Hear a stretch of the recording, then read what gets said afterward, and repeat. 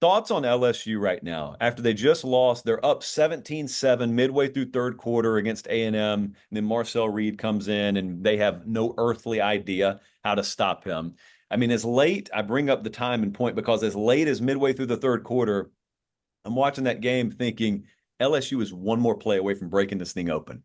And then you fast forward, 23 more minutes of game time, and the whole narrative, accurately so, is boy, LSU kind of got handled at the line of scrimmage. Boy, they didn't have an answer for Marcel Reed. Boy, A&M pulled away in this game.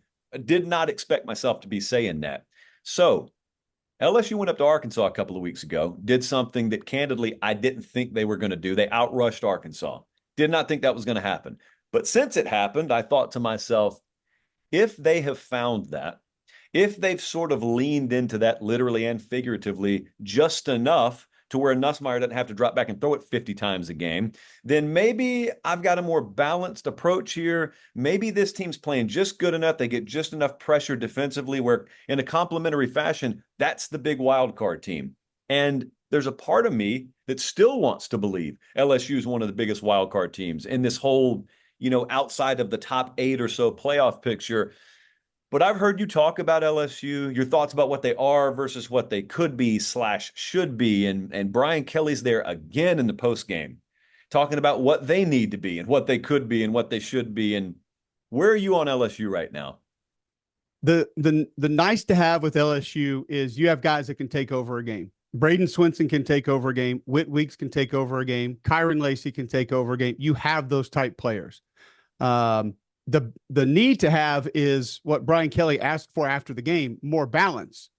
And this is 7-8 weeks into the season.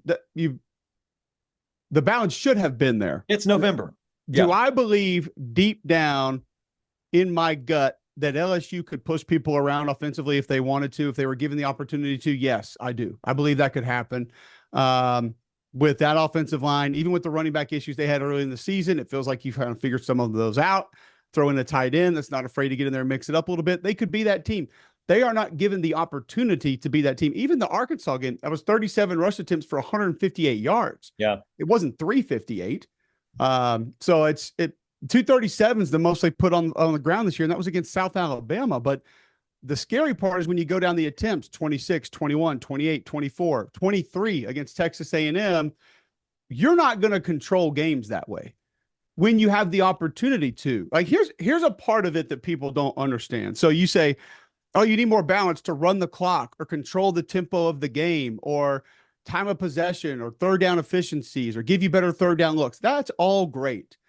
But what people don't think about is specifically when you have a Shamar Turner and a Nick Scorton and guys like that, is that when they are able to dial in on doing one thing on almost every down, your job becomes 10, 20, 30 times harder. Yeah. Because the variety in which you are now able to use technique and fundamentals to go beat your man individually continues to be subtracted. So it's just level down, level down, level down. Okay, I can either take a deep set, I can try to jump him, I can take a quick set, or I can try to get an inside stab. All of a sudden your options are done. Or I can, I better anchor here because I feel like it's going to be speed to power. And when you don't, it's speed around the corner, like you're done. So you make a lot of people's lives very difficult. That's just from an offensive line perspective. That doesn't have to do with backs and receivers and how coverage operates and how linebackers can operate, different coverages you can call.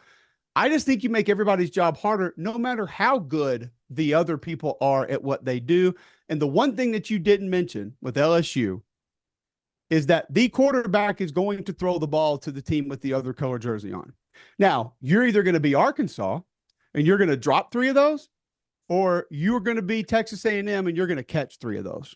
So wherever you fall into that mix is probably going to determine the outcome of that game, because this has been happening a couple years ago against Georgia in the SEC title game. This happened against Southern Cal. It happened against Nichols.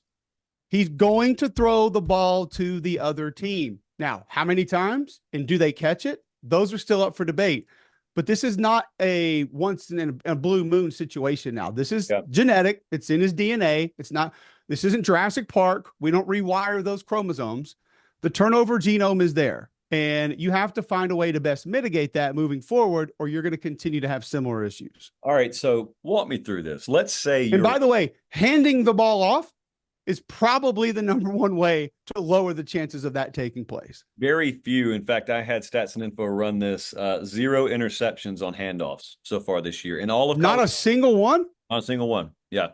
And I have so to we'll go see how check the November tape, but we'll see how November goes, but not a single one so far. So let's say you're right. So to backtrack for a second, you said you feel in your gut of guts, if LSU really wanted to lean on someone and wanted to impose their will physically on the offensive line, they have it in them to do that, right? yes. Okay. So let's say you're right for a second. There's this world where you're wrong, and let's ignore that. Let's say you're right for a second. What keeps people being paid a whole lot of money to coach this game from sitting in a room like I'm in on a Sunday or a Monday and saying, throw everything else out? We know we can do this. We watch our guys in practice every day. We know who we've recruited and we eval them to do this. Why are we not doing this? Let's do this thing. Because some of this stuff's really complex. And incorporating that, putting that into practice in terms of a game script, yes, I understand you got to get on a grease board and speak Portuguese, but the principle of the matter, how do you not see that? That's right in front of your face. Honestly, cool shit. I mean, that's it. Why do people spend their money on jewelry rather than investing in stocks? Why are Instagram models married and then divorced and then married again and then divorced and then married again? Like why does somebody have, the perfect girl next door, yet they are determined to go date, the Instagram model Yeah, that I they mean know they're is going to dating run around them? Chastity. They're dating Chastity, and Peggy is sitting right there on the porch swing, and she's just been there all along. Yeah. I mean, you could have had the GMC Sierra, but you chose, the Denali or the Range Rover, or the Range Rover or the Ferrari, and it's going to break down, and the insurance is going to be too high. Like, cool things are distracting. Throwing the football, catching the football, explosive plays down the field are all cool and fun. Handing the ball off is not cool and fun. Not to most people. I think it is. But to most people, that's it. It's the same situation that you have with a lot of, like, why are some edge defenders great every down? Well, being great every down doesn't involve a lot of cool stuff. You got to set the edge. You got to use your hands. You got to take on blocks. You might have to take on a double team. It's not all this, dip and rip, half a man, try to get to the quarterback, see how fast and edgy I am. Like, that's not all of it. So I just think it's knowing that you're good at something and thinking that that thing is really cool and fun and exciting.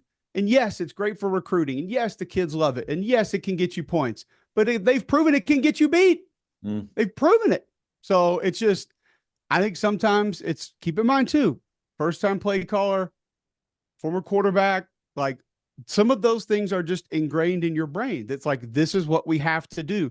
We're getting that coverage. That guy's an alien at receiver. This guy can throw the ball really well. We're going to do that. We're going to do that instead of, like, one thing that Sark does that I love. He calls them call them and run them. There are certain situations in games or situations with players where he says, what we got to do, Cole? We got to call it and run it. Because I asked him about run game before Vanderbilt. He goes, you're right. He said, we need more times in the game where I say inside zone, go. There are no checks. There is no thought process. Like, maybe you get a green and gold where you can go left or right. So green right, gold left. But there is no, we're getting to Z28 smash. We're not getting to, four verts. Like, we're not, no, run inside zone right here, because we need to set a tone. We need to prove that we can do it. We need to prove to the opposition that we will try to do it. And that is maybe more important than all of it. Proving to someone that how many times do we see teams that are incapable of creating explosive plays and we say, just throw the daggone ball down the field every now and then? Like, prove to that safety that is screaming down to the line of scrimmage that he might need to pay attention to that outside receiver once every now and then. Like, just a thought in the back of your mind that maybe we're going to sail it down the sideline and that guy might have a chance to catch it. It's the same philosophy, just in reverse. At least make me respect it. And that's the part that I think that for the majority of the season, they've just gotten away from. And you can't win all the time. Even 2019, LSU handed the ball off. Clyde Edwards-Helaire had over 1,000 yards on the ground. Now, he caught the ball, and they did a lot of other stuff, but like they handed him the ball because if you're going to play 4 in the box, they were going to run it at you. And by the way, that offensive line, when given the chance, they got pretty good push in the run game.